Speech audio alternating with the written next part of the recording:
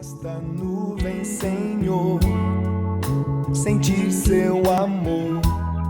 Vosso Pai da fé, nessa passagem tão importante do segundo para o terceiro milênio, um tempo de guerras, um tempo de confusão religiosa, um tempo de tantas seitas, de tantas incertezas, de tanta violência, de tanta maldade, mas também um tempo de tantos santos, um tempo de tantas oportunidades de ganharmos aquilo que é mais precioso para nós, que é a salvação, que Jesus mesmo já nos conquistou. Esse santo, meus irmãos, viveu 2 guerras mundiais. Na sua infância, como vimos ontem, viveu debaixo da Primeira Guerra. Viu seu pai, um oficial do exército primeiro austro-húngaro, que era a Polônia naquele tempo não existia. Na infância de São João Paulo II, ela estava dividida entre várias nações, entre elas a parte do Império Austro-Húngaro, que é a Áustria e a Hungria, que faziam parte desse grande império e dominavam ali a Polônia. E a parte que São João Paulo II nasceu, Wadowice, era justamente ali ao sul da Polônia, a parte dominada por esse grande império.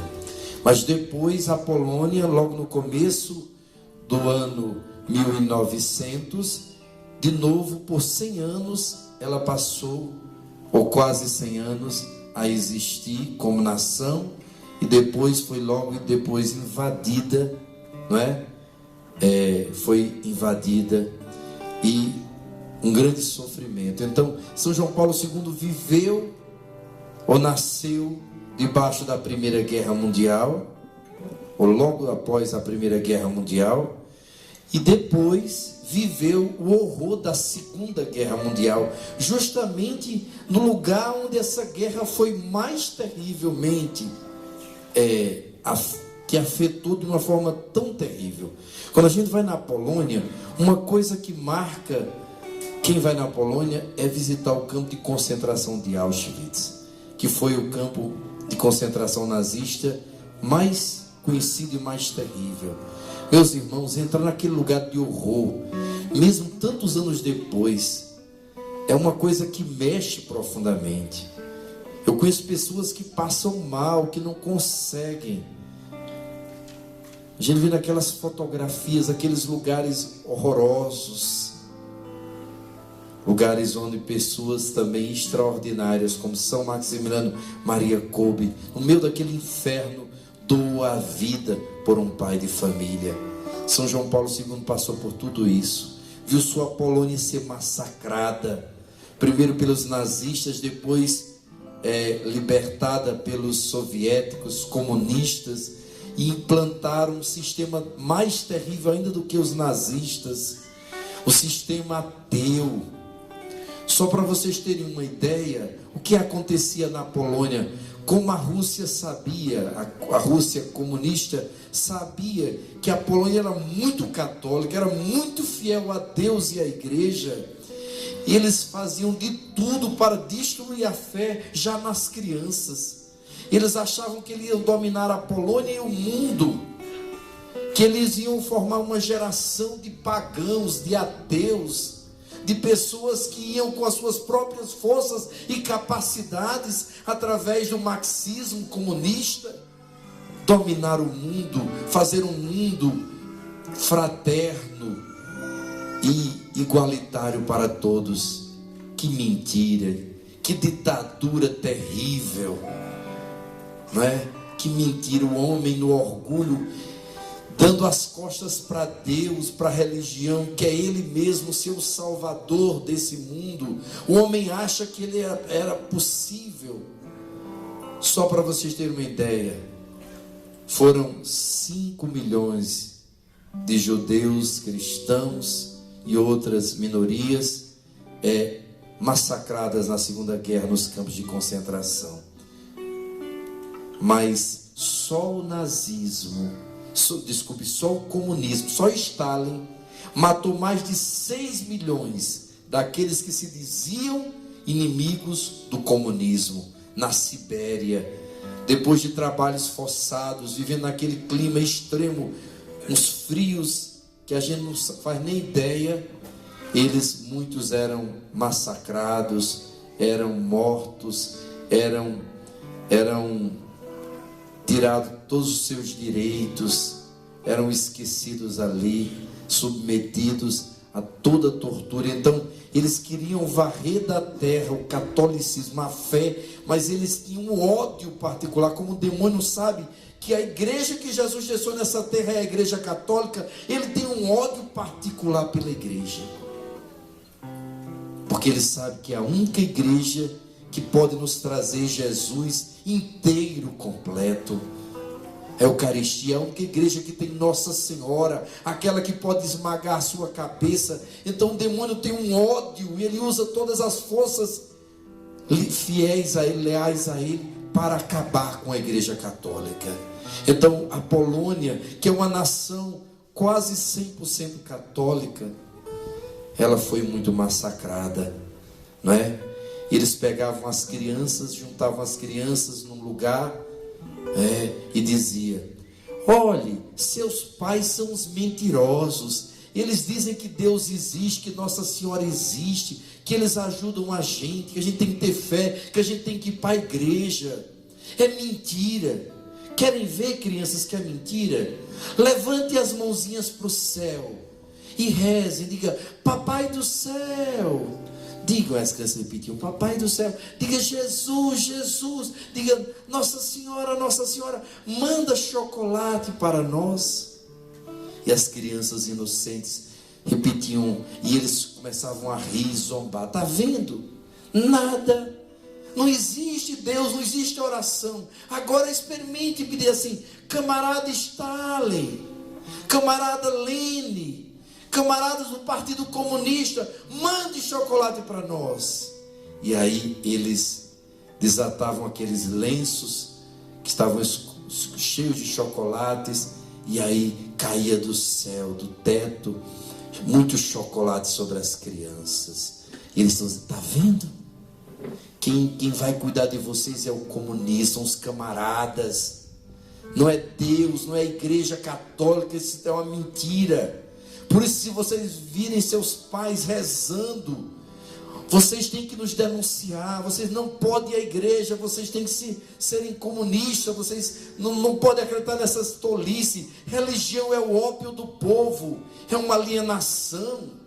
Nós temos que conquistar com a força do proletariado. São os operários, somos nós os donos do mundo. E quantos infelizmente caíram nisso. Mas aquela nação fiel a Deus e a Nossa Senhora, foi preservada. Justamente no meio dessa guerra, Deus faz surgir uma grande bênção, além de tantas outras na Polônia, como a milícia da Imaculada Travessão, São Maximiliano Maria Kolbe, tantos mártires, mas uma devoção, que ele sabia que seria a devoção para esses tempos tão difíceis, a principal devoção, aquilo que poderia salvar esse mundo da autodestruição, da loucura em que ele se encontraria. A divina misericórdia faz nascer naquela terra santa uma jovem freira muito humilde. Será que Santa Faustina se encontrou com São João Paulo II? Não sabemos, possivelmente não, mas sabemos uma coisa, que São João Paulo II, durante 6 anos ele se tornou um operário ali, estudando no seminário. Descobriu a vocação, como nós ouvimos ontem, a história dele, depois que o pai faleceu. Decide a ser um sacerdote, a doar a vida pela família, pelos jovens, pela igreja, pelos mais sofridos. E aí, ele vai ter que estudar à noite clandestinamente, porque os comunistas, primeiro os nazistas, não permitem que os seminários funcionem. Então, escondido, conversa com o cardeal arcebispo Sapieha, que é o cardeal de então, lá de Cracóvia, e estuda, é seminarista, mas vive como um jovem leigo, e por isso vai trabalhar. E vai trabalhar aonde? Lá fora de Cracóvia, no subúrbio de Cracóvia, justamente vizinho ao Santuário da Divina Misericórdia, onde Santa Faustina morava, e onde depois ela ficou enterrada ali onde se cultuava a Divina Misericórdia. Quantas vezes dizem os biógrafos e aqueles que conheceram que São João Paulo II, jovem, cansado, na hora do almoço, corria lá da pedreira, ou lá da indústria que ele trabalhava, corria para rezar aonde? Naquela mesma capela onde estava ali aquele quadro da Divina Misericórdia, Jesus misericordioso, onde tem ali as relíquias hoje de Santa Faustina. Então, com toda certeza, foi a Divina Misericórdia que sustentou aquele jovem sonhador, aquele jovem seminarista, aquele jovem tão solitário, que não tinha mais nem pai, nem mãe, nem irmãos, só tinha Deus, só tinha a igreja, só tinha um grande amor por Nossa Senhora. Foi a Divina Misericórdia que o sustentou, que o levou a perdoar, a rezar por aqueles que faziam tanto mal, os nazistas e os comunistas. Um dia São João Paulo II passou uma grande crise. Muitos amigos dele foram para os exércitos, foram para as guerrilhas, e muitos chegaram até a pegar em arma para matar os nazistas. Deus manda um outro instrumento da sua misericórdia, um homem muito santo, um homem de oração, Senhor Ian, que diz para ele: meu filho, esses nazistas que estão cheios de ódio, que perseguem, que mandam matar sacerdotes, que perseguem tanta igreja, eles vão passar. Sabe por quê, meu filho? Porque o mal não é uma força criativa. O mal, ele se destrói por si mesmo. Eles estão como uma cobra comendo pelo rabo. Quando você começa a fazer o mal aos outros, você mesmo vai se destruindo. Aquilo vai virar contra você mais cedo ou mais tarde. Mas se a gente achar que expulsando, matando, usando as mesmas armas que eles, a violência, a maldade contra eles, que a gente vai vencê-los, não. Depois deles vão vir outro pior. Nós temos que rezar, temos que descobrir uma força que ninguém pode tirar de nós, a força da fé, do perdão, da misericórdia. Eu te dou esses 2 livros. Deu 2 livros que ajudou demais São João Paulo II. O primeiro livro, qual foi? A Noite Escura da Alma. São João Paulo II depois foi tão marcante esse livro para ele, de São João da Cruz, que depois ele vai fazer seus estudos, sua tese de doutorado em São João da Cruz. Por que é que Deus permite o sofrimento e a dor? Existe salvação? Existe algum propósito? Como é que podemos ver à luz da fé de um Deus amor, de um Deus de misericórdia, tanto sofrimento, tanta maldade?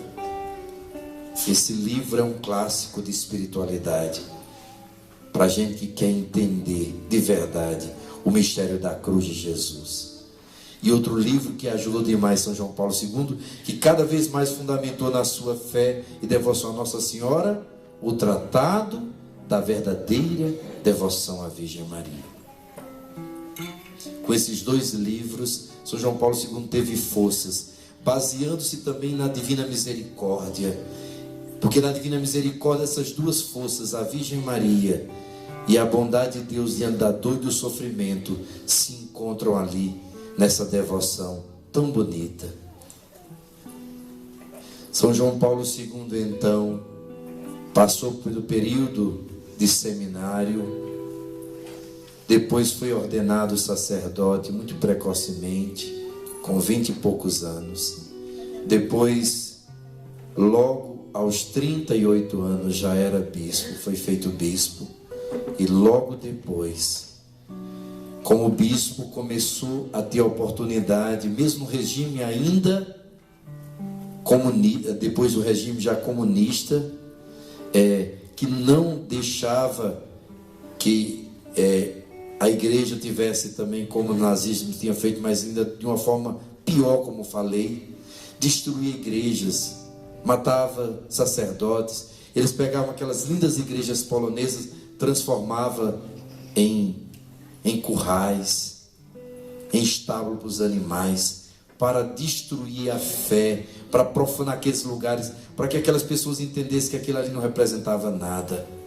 Mas aquele povo, um povo de fé, de martírio mesmo, de testemunho, cada vez que era mais judiado pela força de Nossa Senhora, pela força desta mulher bendita, pela força da espiritualidade, da divina misericórdia, do perdão, pela força da redenção de Cristo, conseguiria manter sua fé. E São João Paulo II foi esse, que trabalhou com jovens, que teve a oportunidade de enfrentar o regime comunista e foi tantas vezes a Roma, né? Como sacerdote novo, foi estudar em Roma, tinha uma mente brilhante, e foi numa dessas visitas em Roma que ele encontrou, lá no sul da Itália, um grande homem de Deus. Quem foi esse? São Padre Pio.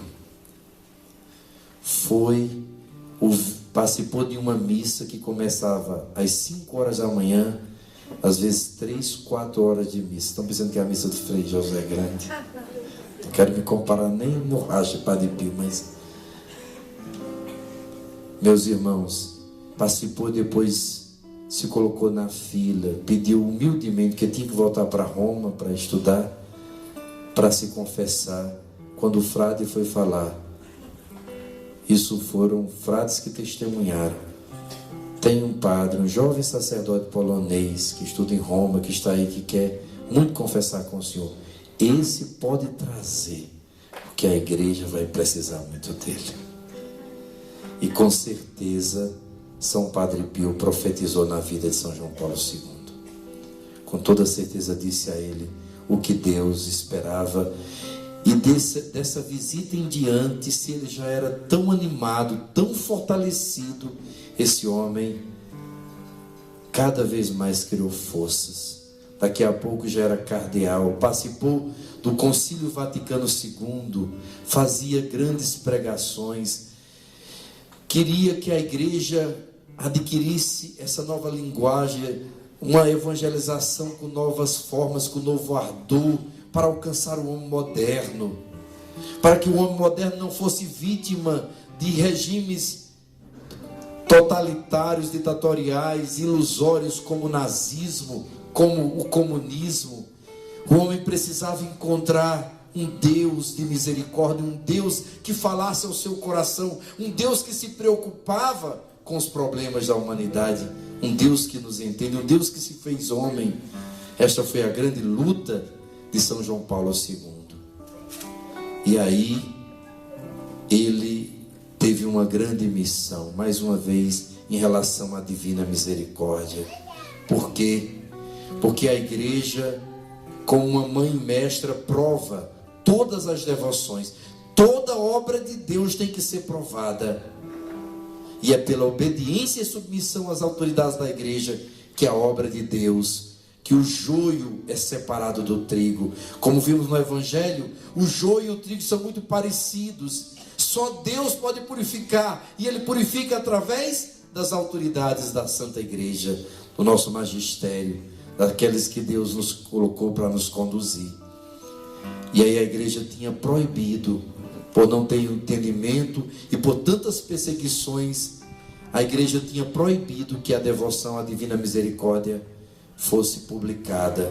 Parou toda a obra, os escritos, o diário de Santa Faustina não era mais editado, não se podia divulgar a imagem. Somente as irmãs naquele conventinho onde tantas vezes ele tinha rezado, São João Paulo II, só elas podiam manter aquela imagem, mas ninguém mais podia nem ouvir falar da da devoção à divina misericórdia.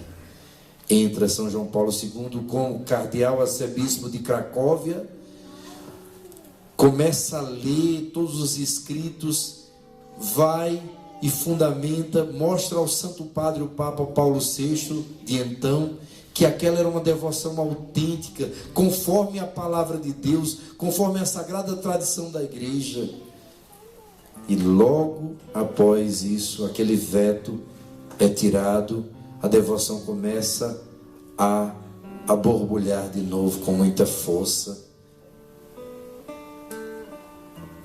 E Deus já tinha dito nesse mesmo diário a Santa Faustina que seria da Polônia, que uma fagulha que ele ia tirar da Polônia, daquela nação tão fiel, mas tão sofrida, ele ia tirar uma fagulha que ia levar um fogo novo para preparar a sua segunda vinda.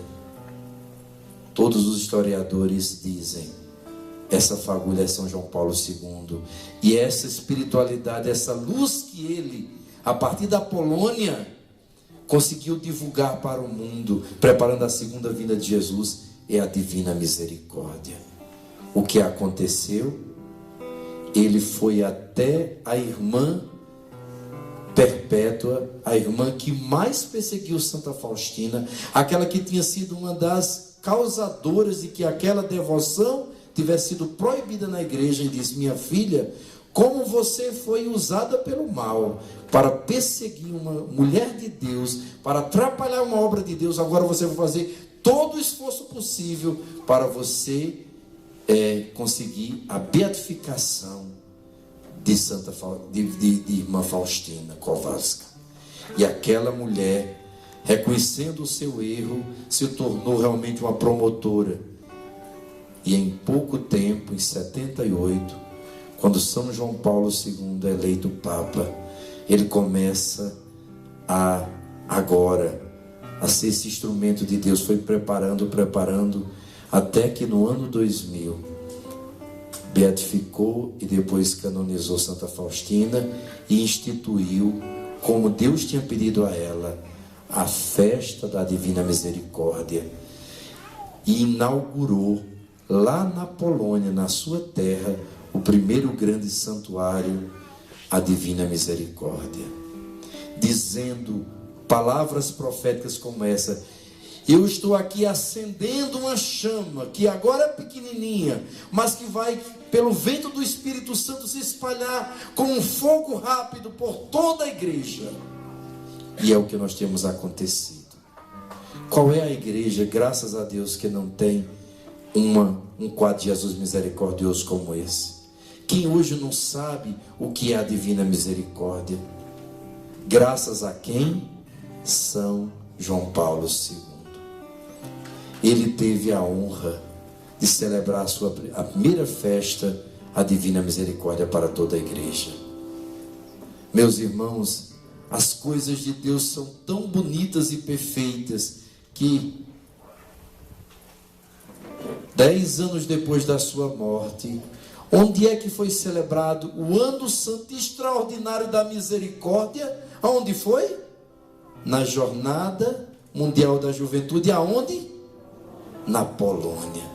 Nada planejado pelo homem, mas tudo articulado pelo Espírito Santo de Deus, mostrando que estamos nos últimos tempos. Diga para o seu irmão: acorde, nós estamos nos últimos tempos. É tempo de misericórdia. Meus irmãos, nós ouvimos no Evangelho que um dia será a justiça. Um dia Deus vai mandar os anjos dele e vão separar o joio do trigo. Uns vão para o celeiro de Deus, para o céu, onde vão brilhar por toda a eternidade. Outros vão para o fogo do inferno, onde haverá choro e ranger de dentes.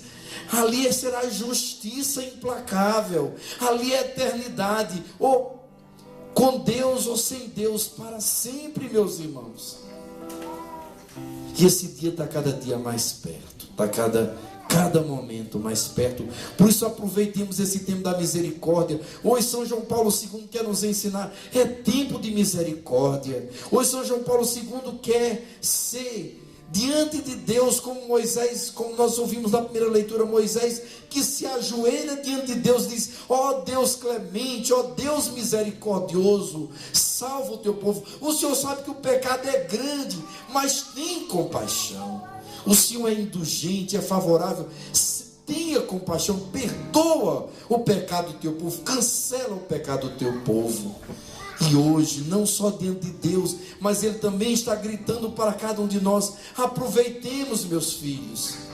Deus me usou para colocar na igreja, para colocar a igreja nesses últimos trilhos, esse trem da misericórdia. Aproveite, entre nesse trem. Isso aconteceu na vida de Ruiter e de algumas outras pessoas por quem eu rezei. Eu quero terminar essa palavra com essa imagem. Ficou tão forte na vida de Ruiter e na vida de outras pessoas que eu tive a graça de rezar. Eu disse: olha, meu irmão, minha irmã, eu estou vendo você numa linha, numa estação de trem. Já passou vários trens. Você até pegou algum, mas desceu noutra estação e ficou lá. Está passando, você vai dizer: não, eu pego o próximo, eu pego o próximo, eu pego o próximo.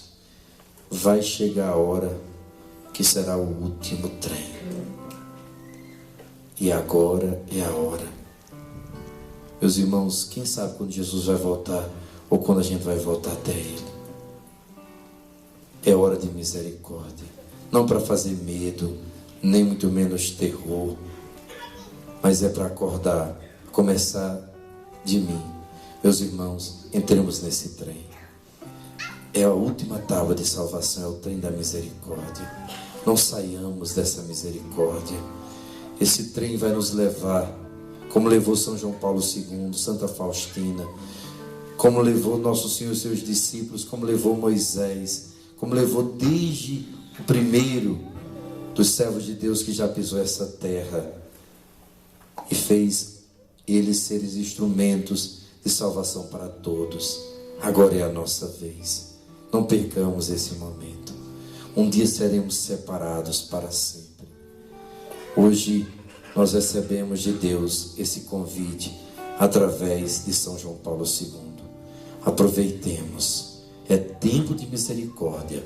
Quando chegar a justiça, ninguém estará pronto, ninguém suportará. Somente aquele que tiver sido preparado pelo Senhor, aquele que estiver dentro desse trem, abrigado nos raios da divina misericórdia, vai aguentar. Aquele que não tiver, não aguentará. Escutamos tantas vezes nosso querido profeta também desse tempo no Brasil, que é o nosso querido Monsenhor Jonas Abib, dizia assim: vai chegar um momento de que quem não adorar não vai aguentar. Eu quero dizer para o seu irmão, diga para o seu irmão, por favor, se você não entrar nesse trem da misericórdia, você não vai aguentar. A coisa será cada vez mais difícil. Aproveitemos, é tempo de misericórdia e é muito mais fácil.